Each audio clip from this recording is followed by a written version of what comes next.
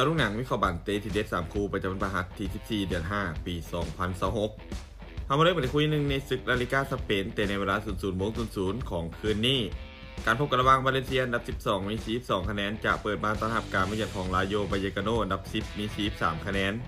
วาเลนเซียเจ้าบ้านประกอบมีฟอร์มการเล่นช่วงหลังที่ยังไม่ค่อยนิ่งมีชนะแพ้สลับกันแต่การเล่นในบ้านของพวกเขายังถือว่าใช้ได้ส่วนลาโยบายเยกาโนทีมเยือนพวกเขามีฟอร์มการเล่นในช่วงหลังที่ดูดีกว่ายังชัดเจนเป็นทีมที่แพ้ค่อนข้างยากชนะต่อเนื่องหลายเกมพวกเขาเป็นทีมที่มีจุดเด่นในการเล่นเกมรับส่วนเกมบุกมักจะเน้นผลหลายกว่าเกมนี้คาดว่าน่าจะเป็นเกมที่อึดอัดยิงประตูกันบ่หลายแต่ภาพรวมยังคงให้ทีมเยือนลาโยบายเยกาโนดูดีกว่าการคาดการณ์สกอร์ที่น่าจะเกิดขึ้นลาโยบายเยกาโนจะบุกมาเยือนเอาชนะวาเลนเซียไปด้วยสกอร์1-0มาตอนที่2เตะในเวลา 1:00 ของคืนนี้การพบกันระหว่างกิโลนาอันดับ18ที่กำลังหนีตกชั้นด้วยกันมี39คะแนนจะเปิดบ้านต้อนรับการมาเยือนของเรอัลโซเซดัดอันดับ8มี14คะแนน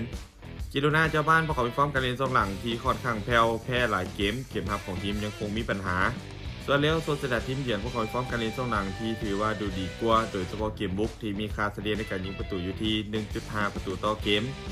นี้คาดว่าจิโรนาเล่นดีในบ้านน่าจะเปิดเกมบุกใส่เพราะพวกเขาต้องการคะแนนเพื่อหนีจากโซนตกชั้นแต่อาจจะไปเข้าทางของเรอัลโซเซดัดทีมเยือนพวกเขาน่าจะรอจังหวะการเล่นเกมส่วนกลับและกุมจังหวะเกมน่าจะมีโอกาสที่จะเล่นงานแนวรับของเจ้าบ้านได้ง่ายการคาดการณ์สกอร์ที่น่าจะเกิดขึ้นเรอัลโซเซดัดจะบุกมาเฉือนเอาชนะจิโรนาไปด้วยสกอร์2-1มาตอนคู่ที่3เตะในเวลา 2:30 ของคืนนี้การพบกันระหว่างลาซันชุดขาวและมาดริดของจากฝูมี77คะแนนจะเปิดบ้านต้อนรับการมาเยือนของอูเบียโดอันดับป่วยมี29คะแนนมาดริดจะบ้านถึงแม้พวกเขาจะมีฟอร์มดีสุดแน่ในช่วงหลังแต่เกมในบ้านของพวกเขายังคงไว้ใจได้โดยเฉพาะเกมบุกที่ยิงประตูเฉลี่ยอยู่ที่2ประตูต่อเกมส่วนอูเบียโดทีมเยือนพวกเขามีฟอร์มการเล่นเกมเยือนที่ยังคงมีปัญหาเวลาที่ถูกบีบพื้นที่มักจะเสียรูปเกมค่อนข้างไวเกมนี้ถึงแม้จะเป็นเกมที่บ่กดดันจากทั้ง2ทีมแต่มาดริดพวกเขาเล่นในบ้านน่าจะต้องการให้ความมั่นใจจากแฟนบอลกลับคืนมาพวกเขาเลยเป็นฝ่ายที่ครองบอลหลายกว่าเปิดเกมบุกใส่ตั้งแต่ต้นเกม